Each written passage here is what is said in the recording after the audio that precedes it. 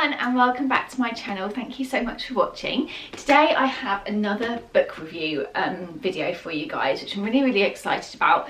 I've really been enjoying some of the books that I've been reading recently, so I just wanted to go over a few of them. I know that I've been mentioning them on my Instagram stories. So if you don't follow me on Instagram already, I'll leave the details down in the description box, because I often talk about as I'm reading the books on there, and then I like to do like a proper review once I've read it and had some thoughts about it afterwards on here. So yes, I've got a few books to review today. I've got two, and then two books to tell you about that I'm currently reading and one that will be up next. So one book I'll just quickly mention that I did try and read was The Flat Share by, I think her name's Beth O'Leary. I got like a couple of chapters in and I just really didn't care about the characters, I didn't care about the plot or anything like that, so I actually gave up on that book, which isn't like me, because I do like to push through a book even if I don't like it. A great example of that is that Eleanor Offland book that I gave the worst review ever about, because I hated that book from start to finish, but I did manage to push through that one. But I really didn't enjoy it, and I just thought I don't want to do the same again with the Flat Share book, so I've just left that one. Up to you whether you go and read that one or not. It got really good reviews, but it just wasn't for me. The writing style was just really quite plain. I think I'm just used to more like complex books now. Anyway, on to ones that I have enjoyed, and starting off with The Circle by Dave Eggers. Now this book really surprised me actually, because at first when I was reading I'd say the first third of the book, it takes a little while to get going, but by the end of it I absolutely adored it. And basically this is a sort of utopian future, but it's kind of set in the present. It's like a sort of parallel world to what's going on right now, perhaps a more advanced world perhaps, but not futuristic as in everyone's on like space machines or anything like that. It's very realistic, it's just a little bit advanced. But the main premise of the story is that there is a company called The Circle, and it has basically bought out everything. It's bought out Amazon, Facebook, Twitter, Instagram. It owns all the social media platforms in the world, and they've all become one, which is The Circle. And it also owns some of the largest companies in the world. Like it implies that it's bought out things like Disney and stuff like that. So first of all, that's interesting in itself, because a company that would be that big obviously would be incredibly powerful. Now The Circle is also a campus where thousands of people work behind the scenes to make all of this run smoothly, and you meet the character, what is her name? Maya? May. It's been a little while since I read it. You meet the character May, and she gets a job at The Circle, and it starts off quite sort of non-sinister and just really plain. Like, she gets a job there, and you start to soon see that there's lots of quite bad things going on behind the scenes at The Circle. People are often manipulated into doing things that they perhaps would not want to do. There's a lot of fraud and like crime, but it's all sort of getting away with because they own so much of the world's data and stuff like that. They know everything about everyone, they know where everyone is at any certain second in time. And it just goes through the progress that this company makes and how it gets bigger and bigger, and they start putting cameras everywhere so everyone gets watched constantly. You can volunteer to become transparent, which is where you wear a camera on your chest constantly, and that is fed to a live feed which millions of people can watch. Now I found these things interesting because obviously we do have CCTV. It's obviously no extent to what happens in the book, but we also film our lives. Like, I'm talking right now to a camera which is going to go onto the internet. people who vlog. Obviously that's edited and this is like a live stream of somebody's life, but there were similarities, and I think that's what I found so interesting about the book, because it was very close to home and it's not all that different, and it's definitely like a way that this could all go. Also they have this sort of feed that's running in the circle where you can zing people, which is basically like a like or a retweet in what we would use now, but you zing. That was just the word that they came up with, obviously for the premises of the book. But yeah, that kind of stuff got me, because obviously it is very familiar and it's not too dissimilar to what we have now, but like a sort of crossing the line version where it's become super unprivate and nobody has any privacy, and you can follow somebody constantly and literally everyone comments on each other's movements, like I know where you were 10 minutes ago, everything. So it becomes incredibly intense and quite claustrophobic. Now literary wise, I found this book really interesting because it doesn't have any chapters. At first I found that quite annoying, because I quite like to read, say, depending on the length of the chapters, because obviously every book is different, I tend to read like 5 to 6 chapters in a go and then put the book down for a little while, and that's how I prefer to read, like in like blocks like that. Or as much time as I have to read as many chapters as I can. But because this doesn't have any chapters, that was a little bit hard. It was sometimes quite difficult to find a good place to stop, because you're constantly in the middle of something happening. Especially later on in the book, it gets really intense and a lot of stuff is happening and going on all the time, and I found that quite hard to find a place to stop. However, saying that, I feel that the fact that this book has no chapters is actually quite an integral part to the story of the book, because I feel that the book itself constantly talks about the circle as the company, but also the circle becoming complete. That's something that's like a mantra that's talked about a lot throughout the story.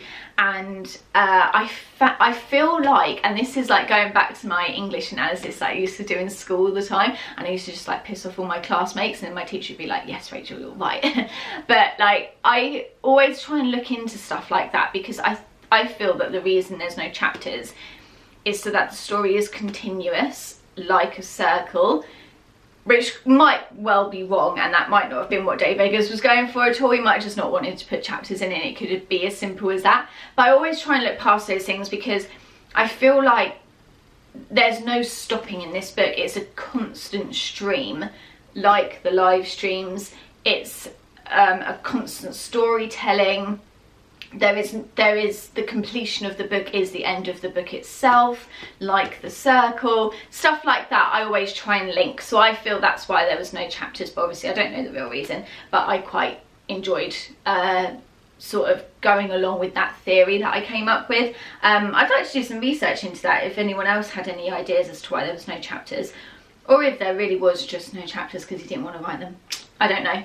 But the book is split into 2 parts, and that's the only so this page it says book 2, that's the only break that you get, and even then I think it's only like a week in time has moved on, so that's quite interesting in itself, because it's not a big jump or anything like that at all. So yes, overall I would highly rate this book. I probably would give it like a 8.5 to a 9 out of 10. I really enjoyed it. It's a nice like chunky book to get your teeth into. The premises of the book is fantastic. I actually thought it was really phenomenally written as well. It's not like beautifully written or anything like that, it's pretty standard, but I just like the concepts behind it. I thought it was very well thought through, because actually this is a really hard concept to write properly and to get your point across, and Dave Eggers does a fantastic job of that. And I'd be really interested to read more of his books actually, because I really did enjoy this, and I just thought the premises of the book was really fantastic. And by the time I got to the end of it, I literally didn't even want to look at my phone in case someone was watching me. Like, it really plants those seeds of doubt into your head. So I feel like it's a good book if it can do that and make you think about it afterwards. So I would highly recommend this book, and I've actually lent it to my friend Becky at the moment. It's got her bookmark in it, which I can't take out. But yeah, she's really enjoying it so far too. So it's really fantastic and I would highly recommend it. Okay, the next book that I wanted to talk about is a really, really fantastic book, and this is called The Water Cure. You may have heard about this. It's by Sophie Macintosh. I believe this is her debut novel actually, which is really fantastic because it's bloody beautiful. This was longlisted for the Man Booker Prize last year as well, and it's just so good. Like, it really blew me away actually. I wasn't expecting it to be as good as it was. I heard a few people talking about this, so you may have already heard of this one because it's got a little bit of a buzz going around it right now. And it says, it's interesting because when I read the sort of reviews and stuff and the blurb on the back when I was in Waterstones, there's a comment that says that it's like a feminist fable. And when I read feminist, I was like, oh, that's interesting, because I would definitely be interested in reading more feminist inspired books.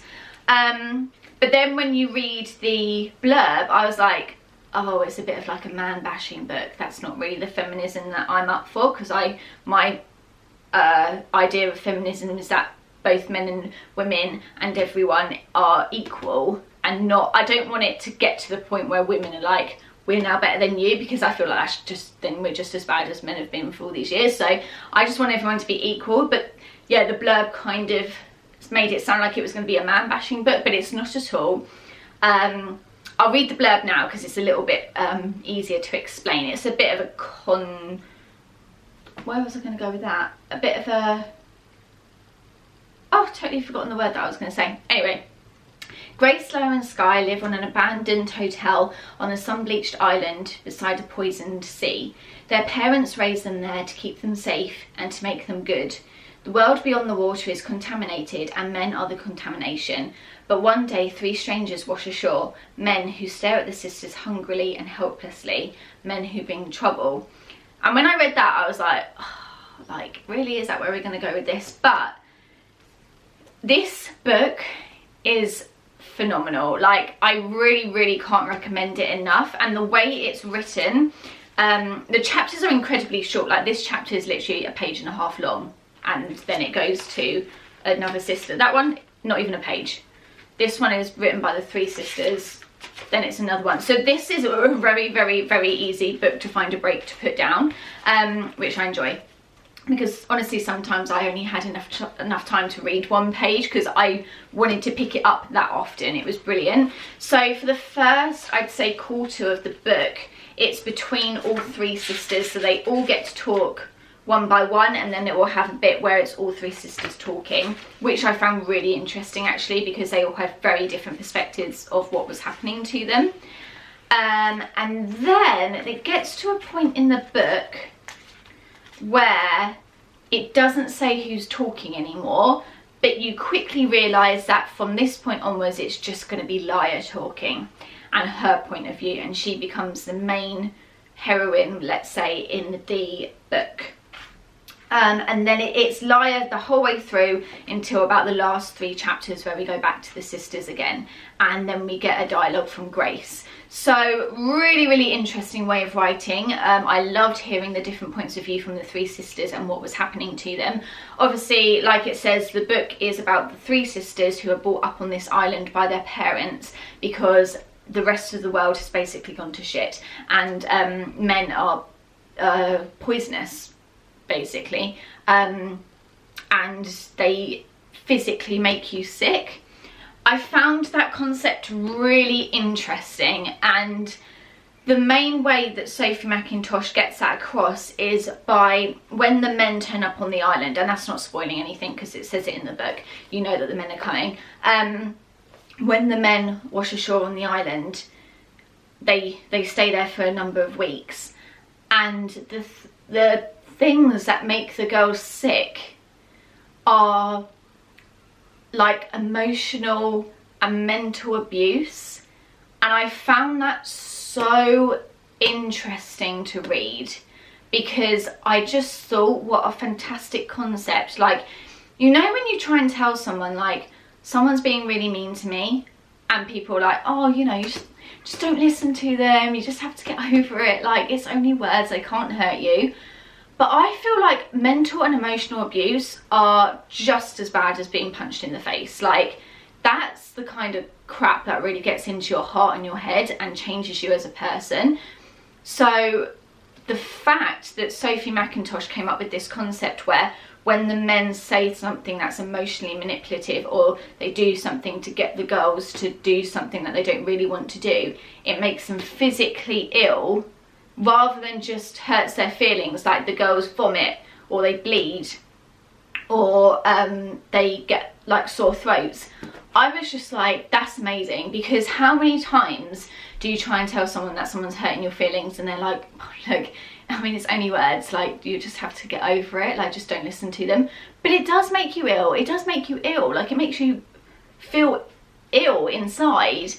And I just thought it was such a clever concept, and I just feel like if people were physically sick every time someone was mean to them, I think people would really like be a lot more careful about what they said. Because could you imagine if like these just celebrities, let's take celebrities for example because it's on a bigger scale, all the tweets and comments they must get saying like, oh, you're ugly, or no one likes you, if they were physically sick every time they got one, people would stop a lot quicker, because that person would end up dying because of it. And it's the same, even though you aren't physically ill, it hurts your heart and it changes you who you are, and it changes the way you think when people are like that. So I just thought the concept was fabulous. It's a really short book, you can get through it really quickly, and it's beautifully written. It kind of reminded me of The Virgin Suicides. If you've ever read that book, it's very dreamlike. The way it's written is like a sort of floaty dream realism kind of style. It's really beautiful. It makes you feel like you're there with the characters. This book like really affected me while I was reading it. I had to be quite careful about what times I chose to read it. I could not read this book before bed because it made me really upset if I did. And I found that the best time to read it was if I was like on a train or in a car journey, because I could focus on it while I was going to the destination, and then once like the train or car journey ended, I could stop the book, leave it in the car and go and do whatever it was I was doing, and my mind would be off it, because it really is one of those books that sort of stays with you after you've read even just a few chapters. And I feel like if you're a woman and you're reading this book, there will be a lot that you pick up on where you're like, huh, that's happened to me. So it was really fantastic, and I agree with like the term fable being used, because it is almost like a fable. It's almost like a grim fairy tale, like a Brothers Grimm fairy tale, where there's like a moral to the story, but you never really understand what it is. It's really fantastic. Like, I probably would give this like a 9.5 out of 10. It was just fantastic, and yeah, like pure poetry. It was beautiful to read. Really enjoyed it. Okay, so on to the book that I'm reading right now, and I've gone back to Thomas Hardy because he's my favourite author, and I just was getting Thomas Hardy withdrawal symptoms basically. So at the moment I'm reading Jude the Obscure. This is one of the cloth back, I think that's what they're called, cloth back or cloth bound Penguin books, I believe. These are obviously a little bit more expensive. Yeah, Penguin. These are obviously a little bit more expensive, but I love Thomas Hardy and he's one of my favourite authors, so when I get Thomas Hardy books I always try and get the ones with the nicer covers, just because I know that I'm going to be keeping them forever. So yes, I'm reading Jude the Obscure at the moment. I'm not very far through, as you can see. This side is how far I've read, so not very far at all. I've only been reading it for like 2 days, and I haven't had a lot of time to read it. But yes, really loving it so far, so you'll definitely be receiving a review on this once I've finished. And then once I've finished Jude the Obscure, I'm going to be reading the Warlow Experiment. This was something I picked up in Waterstones the other day. It's right by the door at the moment. I think they're really pushing sales on this. It seems like such a really interesting book, and I managed to get this one with like green like sided pages, which was really cool. And like, it's just like a really beautiful book, and this one is actually signed by the author as well. It was like hand signed by him, so that's really cool. So yes, this is the Warlow Experiment by Alix. I've not read any of his books before, and it is about a man who volunteers to go to live underground for 7 years. And he is allowed to have whatever he wants. If he wants £1 million, he can have it. If he wants an absolute banquet feast, he is allowed it. If he wants all the gold in the world, it will be brought to him. But he is not allowed any social interaction whatsoever for the 7-year-long duration that he's underground. So I think it's going to be like an experiment about whether you can have... Oh, I'm just going to turn my lighting down. I've just realised how light I am. Sorry about that, guys. I think it's going to be like an experiment about it. Even if you have everything you've ever wanted, does human interaction beat all of that, basically? Which is right up my street because I love anything about that. So yeah, it's the blurb is very simple. It just says, what kind of person keeps a man underground for 7 years, and who would agree to be part of such an experiment? But yeah, it's got really, really good reviews. It says that it's very unusual and gripping and emotionally complex, which sounds right up my street. I love anything about emotional complexity. But yeah, it just looks really interesting and seems like a interesting style of writing as well, because again, I think it's in parts and not chapters. So again, very interesting. We're doing a lot of books with no chapters at the moment. It's very intriguing. Anyway, yeah, so really, really excited to get onto that one as well. Okay guys, that's it for today's video. Thank you so much for watching, and I will see you again soon. Bye!